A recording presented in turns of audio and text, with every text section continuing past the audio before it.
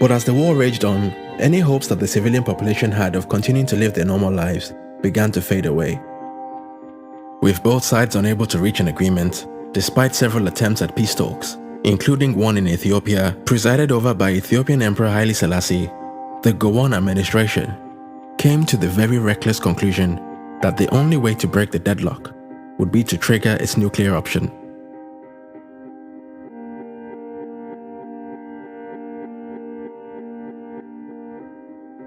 The Gowon-led forces mobilized to impose an economic blockade on Biafra, which blocked the flow of all food and ammunition supplies by land, air, and sea. This move would turn out to be perhaps the single most destructive political decision in West African history, as it would ultimately lead to the death by malnourishment of an estimated 2 million civilians, most of whom were children suffering from the protein deficiency disease known as kwashiorkor. You see, prior to the war, dietary protein in the Biafran diet primarily consisted of locally sourced seafood, as well as dried stockfish, which was imported from Norway. Other sources of protein such as chicken, pork, and beef were generally only enjoyed on special occasions, as they were often too expensive for the wider population.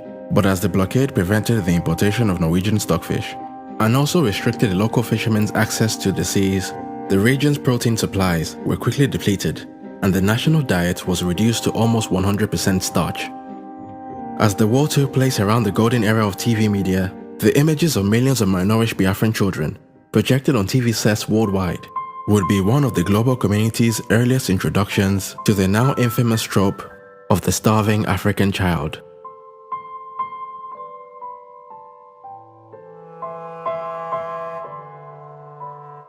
Although the Nigerian government strategy was indefensible, it is important to point out that the government's supposed reasoning at the time was that the blockade would be nothing more than a short, sharp shock, and that General Ojukwu, seeing the immense suffering of his people and the dwindling ammunition of his frontline soldiers, would have no other choice but to surrender.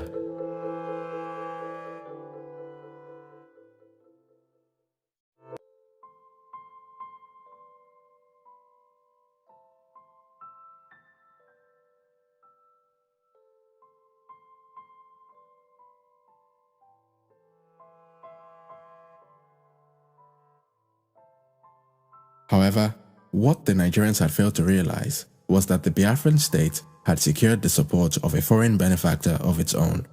Although the only countries to publicly recognize the state of Biafra were Tanzania, Gabon, the Ivory Coast, Zambia, and Haiti, Charles de Gaulle's France had taken a secret interest in Biafra as it saw it as the perfect addition to its sphere of influence in West Africa.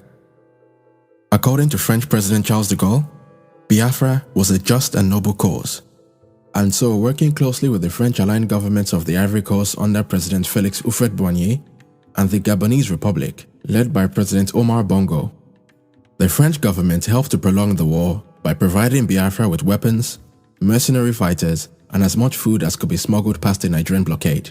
France also publicized Biafra's cause on the international stage, describing the situation as nothing short of a genocide. The eventual discovery of France's involvement in the war would lead to protests on the streets of Lagos, with many accusing the French government of being the real reason why the war had continued, despite the fact that the Biafran forces had very little chance of overcoming the Nigerian military.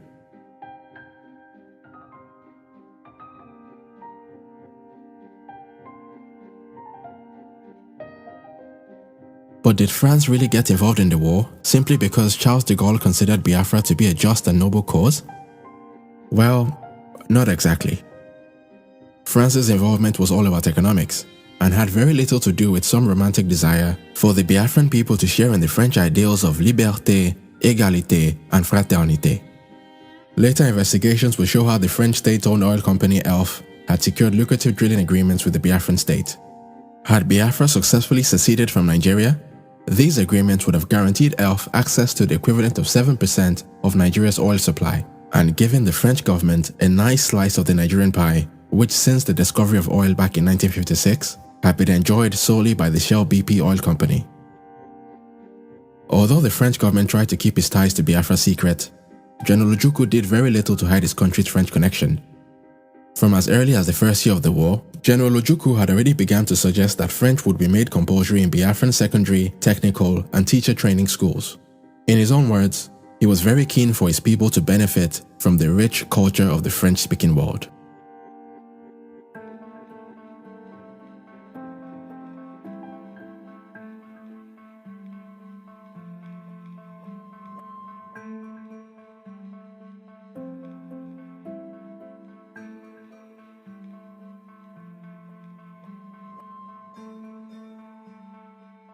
As the death toll began to rise exponentially, the whole world was becoming more aware of the level of carnage and immense suffering of the Biafran people. The Nigerian diaspora was galvanized, and protests and counter-protests began to take place on the streets of London and New York. Some Nigerians blamed General Ojukwu for the deaths of his own people, arguing that by continuing in a war that he knew fully well he could not win, he was putting his personal ambition ahead of the lives of millions of people. But for many in the Biafran diaspora, the economic blockade was nothing short of a vicious genocide aimed at exterminating the Igbo people once and for all.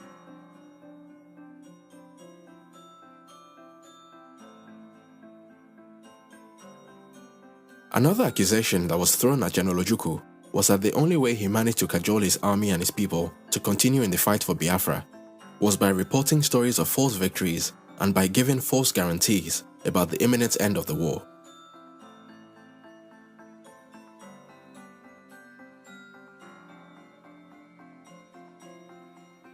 On the Nigerian side, the government continued to double down on its position.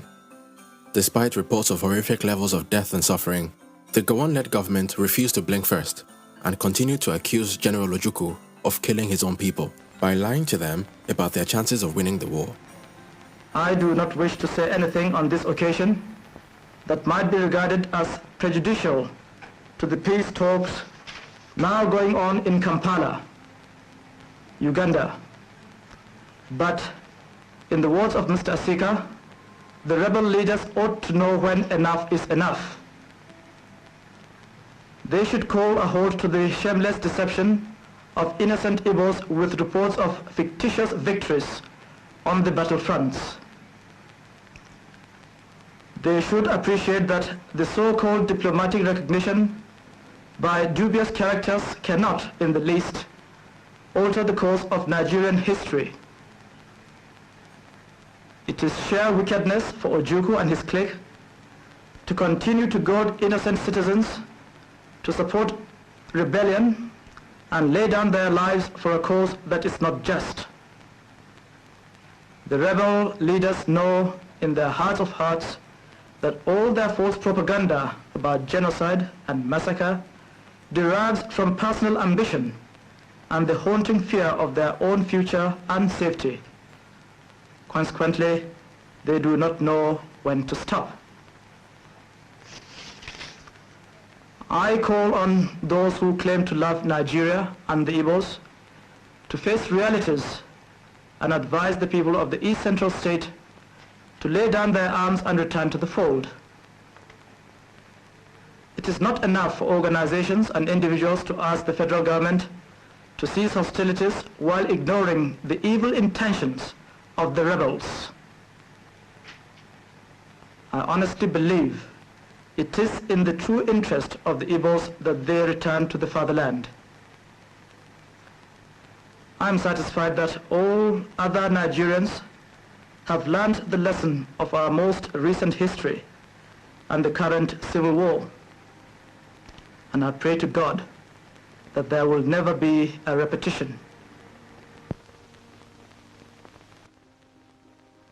You see, contrary to popular belief, the Biafran government was much more than just a rebel military force.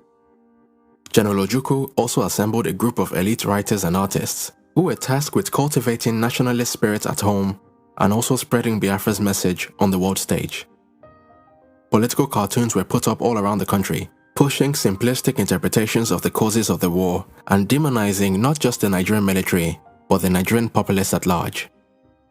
On the international stage, notable members of the Biafran apparatus, such as Chinua Achebe and Gabriel Okara, publicized the plight of the Biafran people. They regularly denounced the actions of the Nigerian government and spoke about the atrocities they had witnessed in the country.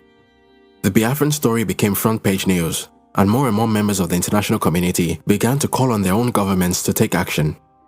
On the 29th of May 1969, Bruce Mayrock, an American student at Columbia University, set himself on fire at the United Nations headquarters in New York in protest of what he believed was a genocide against the nation and people of Biafra.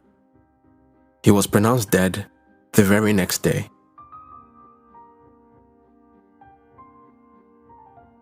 With more and more of their own citizens calling for political intervention, the response from Nigeria's international backers was to ramp up their military support for the Nigerian forces to help them break the Biafran resistance once and for all.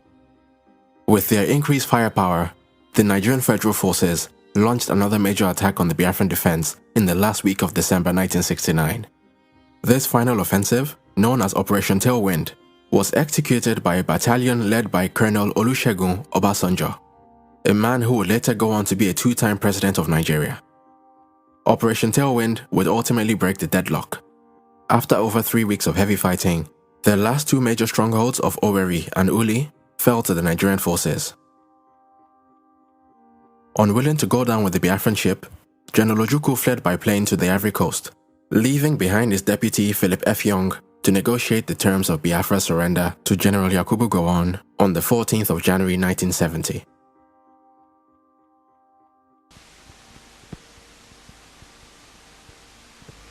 The so-called rising sun of Biafra is set forever. It will be a great disservice for anyone to continue to use the word Biafra to refer to any part of the East Central state of Nigeria. The tragic chapter of violence is just ended. We are at the dawn of national reconciliation. Once again, we have an opportunity to build a new nation.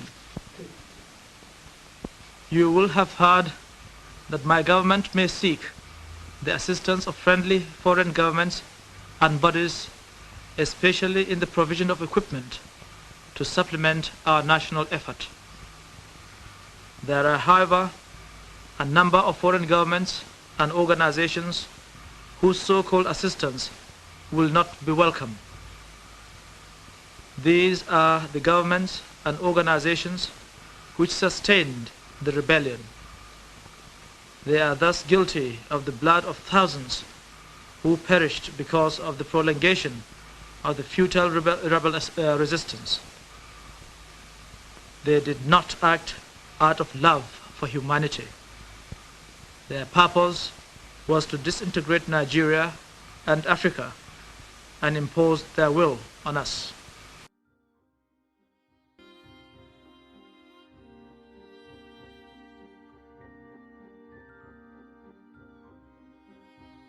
To say that the Nigerian government did not do enough to bring healing and reconciliation in the years following the war would be a gross understatement.